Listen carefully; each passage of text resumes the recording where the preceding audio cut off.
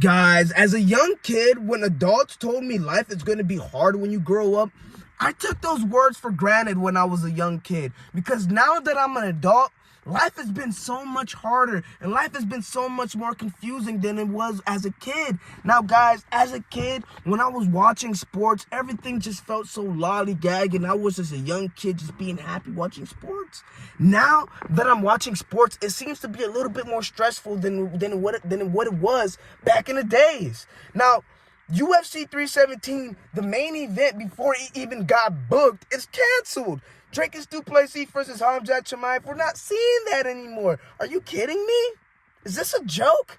I just don't understand it, guys. Can someone please help me understand it? Not only that, we had night 1 and night 2 of WrestleMania being trashed. Dwayne "Rock" Johnson didn't show up at all for night 2, the main event. John Cena versus Cody Rhodes. Are you kidding me?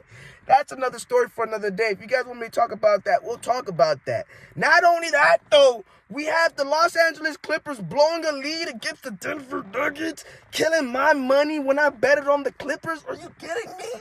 Not only that, to make it all on the icing on the cake for it all, your boy was getting evicted. And I don't understand. Maybe evicted is the wrong choice of words. I'm getting kicked out.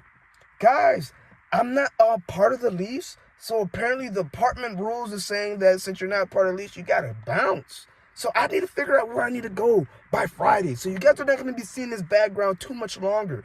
But these are a lot of stories for another day. Let's get to the UFC 317 main event with Dricus Du Plessis and Khamzat Chimaev being canceled. Am I recording? Yes, we are. It's canceled, guys. Dricus Du Plessis is saying that he's injured. Lord knows what this injury can be. We need to figure that out ASAP because depending on the seriousness of this injury, man, we might not see this fight happen anytime soon. Like, if it's a broken anything, I'm talking about broken wrist, broken tibia bone, broken toe, broken cranium, anything that's part of the body part that's broken, it's going to be a big troublesome problem for us because, guys, this is not going to be those moments where Yuri Prochazka and Jamal Hill went ahead and just relinquished their belt. No. This dude, Dricus Du Plessis, is going to nurse that mother effing injury, and he's going to hold on to that belt like he's John Jones, damn it.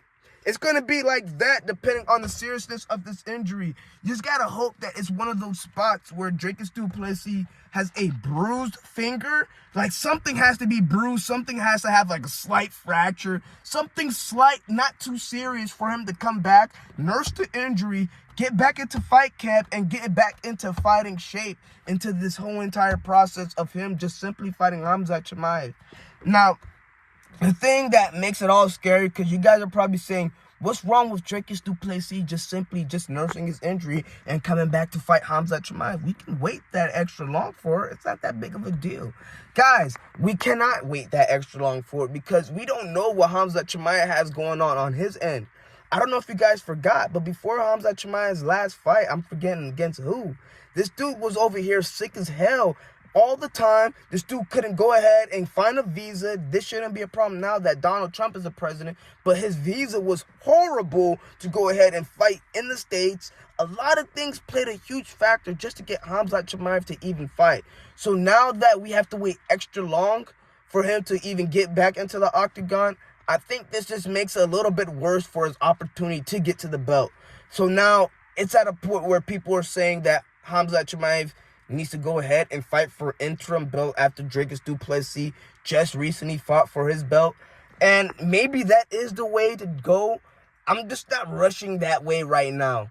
I cannot risk Khamzat Chimaev losing to any middleweights or even getting injured or anything happening to him against any middleweights. I'm at that point with Khamzat Chimaev right now, guys. So a lot of people saying that he needs to fight for the interim belt. You're just saying that as a fan. You're not saying that as a person that really knows their ish about the UFC. And you guys, this is why I'm here. Because you got somebody that knows their ish about the sport. So I'm not going to lie to you guys. All in all, call me crazy, but it just seems like Dana White doesn't care. Now, when you think about it, man, the fights that we are supposed to have, we're just not having it in the year 2025. We have to wait another year, guys. 2026, baby. Because one thing we know for sure isn't happening in 2025. I don't think Jon Jones and Tom Aspinall is happening. If I'm being honest with you guys, we could talk about it and try to milk the views for that as much as we want to. That isn't happening. Jon Jones is going to vacate his belt, and he's going to try to keep his name inside the UFC conversation as long as he possibly can, in my personal opinion. But I just pray and hope that the fight does happen as a Jon Jones fan and supporter of Jon Jones. We have Islam versus Ilya. That fight isn't happening anytime soon after the summertime. Bare minimum, maybe after summer we can get something shaking with the noise for that. But in the mix of summer, we're not getting that fight. That's for sure. We go ahead and look at Dricus Du Plessis and Khamzat Chimaev. Obviously, we're not getting that fight, and that's just one of the dominoes to fall out of the two more dominoes that we have left. You go ahead and look at the state of the UFC championships at each division. You go ahead and look at the flyweight division. Pantoja is just washing through everybody that comes his way, and no one really cares about these 125ers like that. Even though they're fast and they're experienced, if I was in the UFC, I would be a 125er right now. So in reality, I'm bashing my own weight class. That's how much this weight class really sucks. We have the bantamweight division. Marab is washing through everybody. Sean O'Malley, come up next to the plate all you want. You're getting washed. Not only that, you go ahead and look at the lightweight division, the featherweight division with Volkanovski. I'm going to give him credit where credit is due. He's calling out dudes like Evloev and Aaron Pico. So I'm giving Alexander Volkanovski credit where credit is due. You go ahead and look at the lightweight division. We just talked about Islam and Ilya not happening anytime during the summer. So we have to go ahead and scratch that out the window. Welterweight division, I feel like if Bilal Muhammad does beat JDM and him getting that one title defense under his belt, I feel like he can go ahead and cool himself down just a little bit and kind of pick his fights out strategically. And that's where I think Bilal Muhammad is going to be heading down the road if he wins that welterweight belt. So the state of the welterweight division could be very interesting on how that matchmaking could go for that. Middleweight division, we go ahead and talk about Dricus Du Plessis and Khamzat Chimaev. That is already a problem itself. We don't need to go ahead and continue even further, even though we are. We go ahead and look at the lightweight division, Ankalaev. There's more to be seen with Ankalaev. I'm giving him a little bit of credit for recalling out Alex Pereira. But he's recalling him out because Alex Pereira on the wrestling department, you can see he's very worrisome, and it hinders his striking game. Huge. And guys, at the heavyweight division, as much as it hurts to say, the GOAT Jon Jones, he's not ducking. I'm not going to go that far. But it seems like he doesn't really want to fight Tom Aspinall, and he's not interested at all. So, guys, we're at a tough spot and a tough state within the UFC. And Dana White, not only that, he's not promoting these fights as he was back in the days. Now, I don't know what happened to we had Ilya versus Max Holloway, that face-to-face interview, and we added a little bit more pizzazz to that build-up. For some reason, I don't know what made the UFC decided to do that, but I applauded the UFC for doing little things like that. We had Conor McGregor, Nate Diaz face-to-face interview, Khabib, Conor McGregor. We had Jon Jones, DC. We had good build-ups to a fight.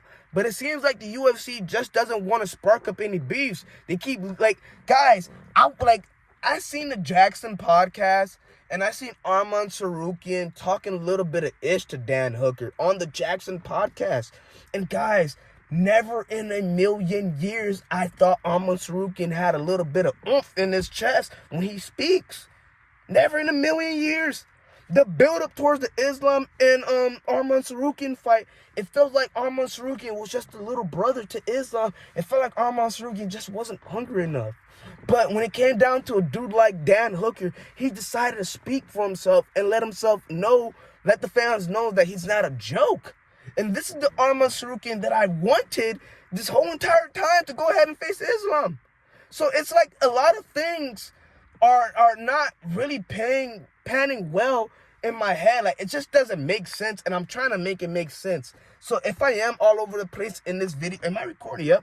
And if I am all over the place with this video, just try to stay with me, guys, because there is no way that Arman Sarukian is talking his ish to dudes like Dan Hooker, but he's being so respectful to dudes like the champ and Islam Makhachev, and he understands being that disrespectful guy is what's going to go ahead and bring you further to the top. That's what I'm trying to So if Arman Sarukian wants to go ahead, and I don't know how we got to the Arman Islam thing, but we're going to go ahead and finish off on this. If Arman Sarukian wants to go ahead and talk his ish, and he's a respectful guy, and he doesn't want to do it to Islam Makhachev, this is Dana White's job. This is the UFC's job to go ahead and spark that flame. You know what I'm saying? Throw something out there for these two wolves to go ahead and attack each other. You know what I'm saying? Not just go ahead and have these dudes sign a contract and leave it at that. Build the fight as much as possible. And that's where the UFC is failing to do. It seems like when it came down to Dricus Du Plessis and Khamzat Chimaev, it seems like those two are just only promoting the fight that can possibly happen themselves, even though we all know that is the fight to make next. It just seemed like that, you know? Dana White, none of these guys did anything to even try to signify that this is going to be a mega fight. This is going to be a fight that's going to go ahead and feed families for decades. He's not saying any of this. He is going to go ahead and be the same old Dana White where he's just booking these fights and having these two dudes go ahead and just duke it out and just, hey, it is what it is. Like, we're at a point where Sean O'Malley, and guys, I don't care if you're a Sean O'Malley fan, but we're at a point where the boring old Sean O'Malley with a boring old podcast is the guy that we're all rooting for to go ahead and beat Marab. And Marab, he's not boring, but, I mean, he ain't that funny either. He's just Marab, you know? It is what it is. Guys, you know the drill. I ain't got to tell you to like the video, subscribe. It's your boy Fetty MMA, and I'm out.